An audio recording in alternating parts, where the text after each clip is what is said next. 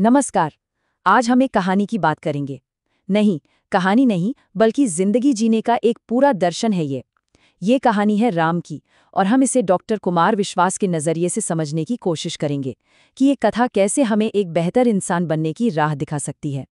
तो चलिए इसी एक गहरी सोच के साथ शुरू करते हैं। ये लाइन हमें क्या बताती है? यही कि राम की कहानी किसी एक धर्म या दायरे में बंधी नहीं है, बल्कि ये तो पूरी इंसानियत का एक सपना है, एक ऐसा आदर्श जिसे हर कोई पाना चाहता है। और पता है, यही तो इस पूरी बातचीत का असली मकसद है। समझिए, ये कहानी एक गाइड बुक जैसी है जो किसी भी धर्म या आस्था से ऊपर उठकर हमें एक बेहतर जिंदगी जीने की प्रेरणा देती है। तो चलिए इस सफर पर निकलते हैं। अच्छा, हमारा पहला पड़ाव आपको सच में हैरान कर देगा।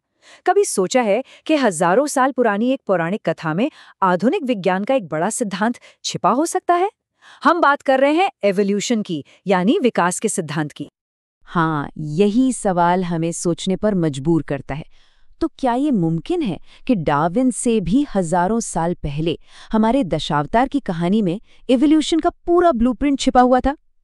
आइए देखते हैं। अब जरा इस पर नजर डालिए, ये बहुत ही दिलचस्प है।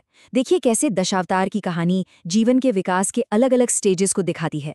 सबसे पहले आते हैं मत्स्य यानी मछली, मतलब जीवन पानी में शुरू हुआ। फिर आए कूर्म यानी कछुआ, जो पानी और जमीन दोनों पर रह सकता है, एम्फीबियस। इसके बाद वराह यानी सुअर, जो पूरी तरह से जमीन पर आ गया। फिर आता है नरसिंह अवतार, आधा इंसान आधा जानवर, जो शायद मैमल्स की शुरुआत का प्रतीक है। फिर वामन यानी छोटे कद का इंसान। इसके बाद परशुराम, जो शक्तिशाली तो थे लेकिन गुस्से पर उनका काबू नहीं था, शायद एक गुफा मानव की तरह। और आखिर में आते हैं राम, पहले संपूर्ण सभ्य और सामाजिक इंसान के रूप में। चलिए अब राम के उस गुण की बात करते हैं जो उन्हें सबसे अलग, सबसे खास बनाता है, उनका नेतृत्व। उनके पास बेहिसाब ताकत थी, लेकिन घमंड जरा भी नहीं। उनकी शक्ति उनकी विनम्रता से आती थी। कहानी में एक जगह ऋषि विश्वामित्र बताते हैं कि 4 चीजें इंसान में अहंकार ले आती हैं।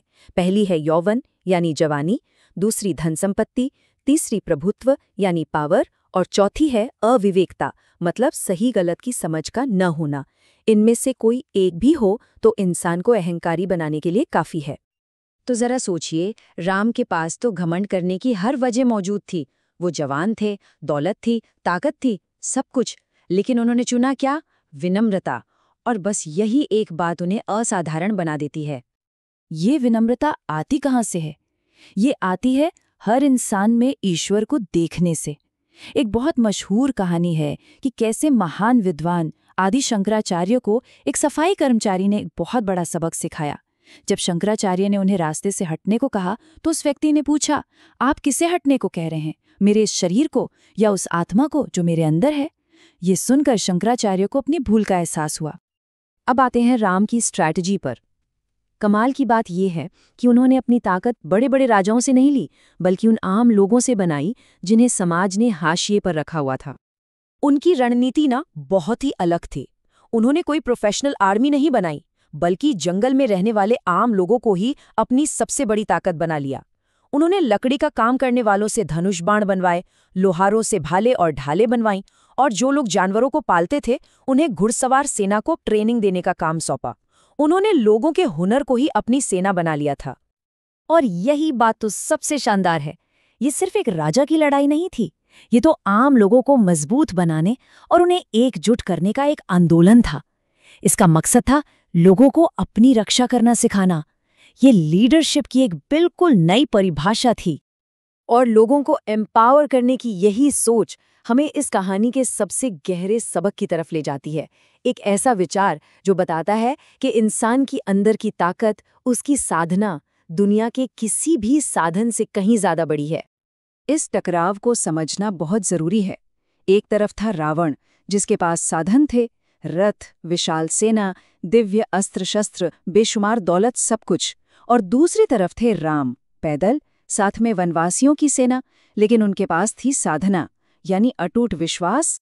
युद्ध के दौरान एक मोड़ ऐसा आया जब लगा कि राम की हार तो अब पक्की है।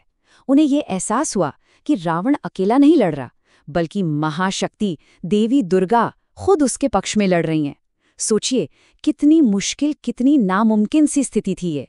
और तब राम ने अपनी आस्था की सबसे बड़ी परीक्षा दी।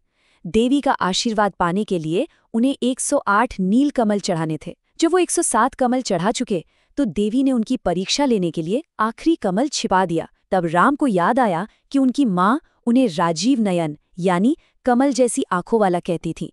उन्होंने फैसला किया कि वो कमल की जगह अपनी एक आंख चढ़ाएंगे। जैसे ही उन्होंने तीर अपनी आंख की तरफ बढ़ाया, देवी प्रकट हुई। उन्होंने राम को रोका और उन्हें जीत का वरदान दे दिया। तो ये कहानी हमें 2 शब्दों का फर्क बहुत साफ साफ समझाती है। पहला है साधन यानी एक्सटर्नल रिसोर्सेस, पैसा, हथियार, ताकत। और दूसरा है साधना यानी आपकी इनर डिसिप्लिन, आपका विश्वास, आपकी लगन, आपकी स्पिरिचुअल प्रैक्टिस। और इस कहानी का सबसे बड़ा, सबसे ज़रूरी सबक यही है। ये एक टाइमलेस लेसन है कि जब साधना अटूट होना तो बड़े से बड़े साधन भी उसके सामने छोटे पड़ जाते हैं। आपकी अंदरूनी शक्ति ही आपका सबसे बड़ा हथियार है। तो आखिर में सवाल ये उठता है कि ये सब हमारे लिए क्या मायने रखता है?